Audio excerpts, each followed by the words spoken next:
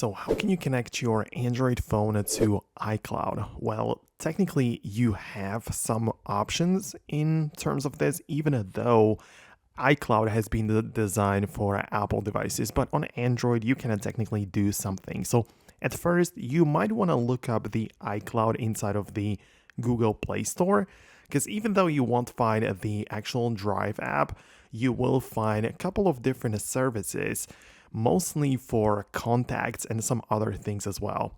So you can basically find an app which lets you access the contacts, for example, and just sync them to your local contacts. So using this app, you just sign into your Apple ID, and that's like one way of connecting your Android to the iCloud.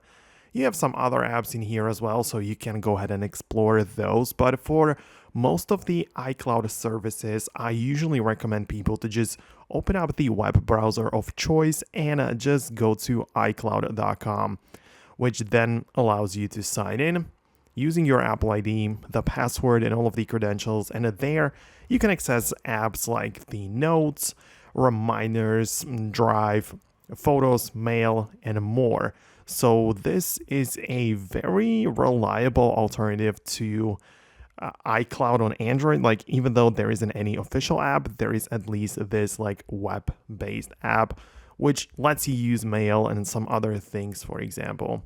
So this is how I like to do it. This is what I think about whenever I want to access iCloud on my Android. So let me know below in the comments if you have more thoughts or questions about it. Subscribe, and I'll see you later in the next videos.